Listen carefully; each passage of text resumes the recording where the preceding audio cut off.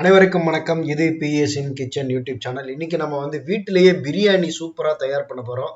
அதுக்கு நம்ம முட்டைக்கோசு, கொடைமிளகாய், உருளைக்கிழங்கு, கேரட்டு, பீன்ஸு, அப்புறம் தக்காளி, பச்சை மிளகாய் எல்லாம் எடுத்திருக்கோம். எல்லாத்தையுமே வந்து பார்த்தீங்கன்னா நல்லா அலம்பிட்டு சின்ன சின்னதாக கட் பண்ணி எடுத்து வச்சிருக்கிற ஃபோட்டோ தான் நீங்கள் வந்து பார்க்குறீங்க. அந்த இமேஜ் தான் பார்க்குறீங்க. பாஸ்மதி ரைஸு கிட்டத்தட்ட ஒரு 1/4 கிலோ அளவுக்கு நம்ம வந்து தண்ணியில் ஒரு அரை மணி நேரம் ஊற போட்டு வச்சுக்கிறோம்.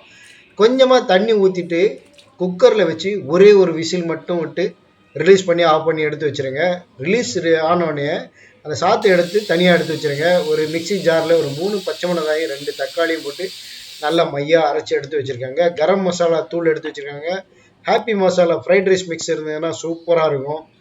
அப்புறம் இஞ்சி பூண்டு பேஸ்ட்டு தனியாக எடுத்து வச்சுக்காங்க. இப்போ இந்த பார்க்குறீங்க இந்த காய்கறிகள் எல்லாத்தையும் சின்ன சின்னதாக நான் வந்து கட் பண்ணி எடுத்து வச்சுருக்கேன். பட்டாணி, பச்சை பட்டாணி ஊற வச்சு முந்தின நாள் நைட்டே ஊற வச்சு ஒரு 4-5 விசில் போட்டு அதையும் வேக வச்சு நான் எடுத்து தனியாக வச்சுருக்கேன். இப்போ வந்து நான் ஒரு குக்கர் அடுப்பில் வைக்கிறேன்.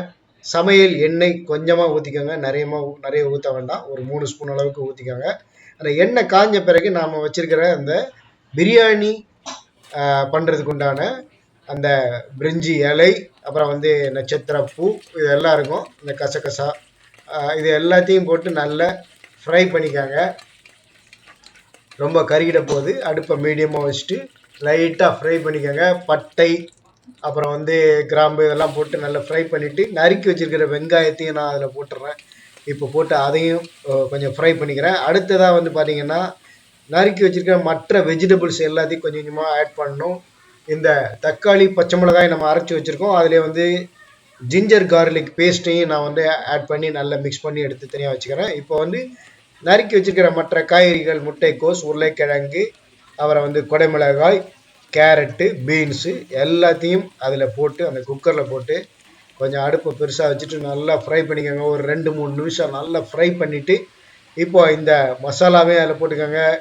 ஹாப்பிமா ஃப்ரைட் ரைஸ் மிக்ஸும் ஆட் பண்ணியிருக்கேன். இதெல்லாம் வந்து பார்த்தீங்கன்னா இதெல்லாம் ஆட் பண்ணும்போது இந்த பிரியாணிக்கு டேஸ்ட்டு இன்னும் ஜாஸ்தியாக இருக்கும். நல்லா விரும்பி சாப்பிடுவாங்க. நார்மலாக கொஞ்சம் சாப்பிட்றவங்க நிறைய தட்டு 2 தட்டு சாப்பிடுவாங்க. இப்போ அந்த பட்டாணியும் வேக வச்சுருக்கிற பட்டாணியும் நான் அதில் ஆட் பண்ணிக்கிறேன். கொஞ்சமாக பெருங்காயத்தூள் ஆட் பண்ணிடுறேன். இப்போ அந்த காய்கறிகள் எல்லாத்தையும் நான் நல்லா மிக்ஸ் பண்ணி அதில் வந்து ஃப்ரை பண்ணிக்கிறேன். கரம் மசாலா தூள் 1 ஸ்பூன் ஆட் பண்ணிடுறேன். இப்போ அந்த காய் எல்லாத்தையும் நம்ம வந்து நல்லா போட்டு வதக்கி வச்சிடணும். நல்லா மிக்ஸ் பண்ணிக்கோங்க.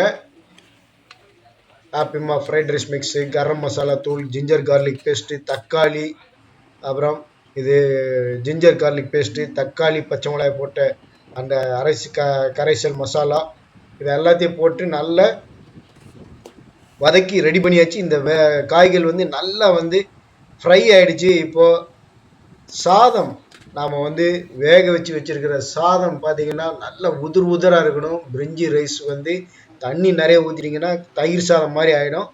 இப்போ சால்ட் பவுடர் கொஞ்சமாக அதில் வந்து தேவையான அளவு ஆட் பண்ணிக்காங்க. தேவைப்பட்டால் கூட ஆட் பண்ணிக்கலாம். நிறைய போட்டுறாதுங்க.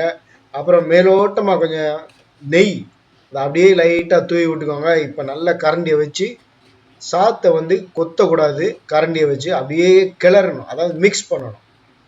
அப்படியே வந்து அடியொட்ட மிக்ஸ் பண்ணிட்டு ஒரு அரை மணி நேரம் இல்லை அதிகபட்சம் வந்து ஒரு 1 மணி நேரம் நல்லா அந்த சாத்தை மூடி வச்சிட்டிங்க அப்படின்னா சாப்பிட்றதுக்கு தயாராகிடும். அந்த காய்கள் எல்லாமே வந்து சாத்தோடு மிக்ஸ் ஆகி அதில் காரம், உப்பு எல்லாமே மிக்ஸ் ஆகி நல்லா சாப்பிட்றதுக்கு நல்லாயிருக்கும். இதே மாதிரி இந்த பிரியாணி பார்த்திங்கன்னா நல்லா மிக்ஸ் பண்ணிட்டிங்கன்னா இதுக்கு சைட் டிஷ்ஷாக நம்ம குருமா கூட எடுத்துக்கலாம். இல்லைன்னா பெஸ்ட்டு தயிர் பச்சடி, ஆனியன் தயிர் பச்சடி, அது வந்து செமையாக சூட் ஆகும். ஆனியன் தயிர் பச்சடிக்கு வந்து இன்னொரு பேர் ஒன்று சொல்லுவாங்க, அது சரியாக ஞாபகம் வரல. இப்போது அதுவும் சேர்த்து நம்ம சாப்பிட்டோன்னா இந்த பிரியாணி வந்து பார்த்திங்கன்னா செம டேஸ்ட்டாக இருக்கும். இதே மாதிரி நீங்களும் செய்து பாருங்கள். மறக்காமல் நம்ம வீடியோவுக்கு ஒரு லைக் கொடுத்துருங்க. அப்படியே சேனலை சப்ஸ்கிரைப் பண்ணிக்கோங்க. அடுத்தடுத்த போன்ற வெஜிடேரியன் சமையல் வீடியோக்களுக்கு சேனலை சப்ஸ்கிரைப் பண்ணிக்காங்க. நல்ல இந்த பிரியாணி செய்து நல்லா சாப்பிடுங்க. கமெண்ட் பகுதியை வந்து நான் வந்து டர்ன் ஆஃப் பண்ணி வச்சுருக்கேன். ஏன்னா சில பேர் வந்து நெகட்டிவாகவே கமெண்ட் போஸ்ட் பண்ணுறாங்க. அது தேவையே கிடையாது. நமக்கு நெகட்டிவ் கமெண்ட் எல்லாம் அவங்களே வச்சுக்கிட்டோம். உங்களுக்கு நல்ல கமெண்ட் பாசிட்டிவாக ஏதாவது சொல்லணும்னு நினச்சா மனசுக்குள்ளேயே சொல்லிக்கோங்க. நீங்க என்ன சொல்றீங்களோ அது எனக்கே வந்து சேர்ந்துரும். லைக் பண்ணுங்க. நன்றி. மீண்டும் அடுத்த ஒரு வீடியோ பதிவில் சந்திக்கிறேன்.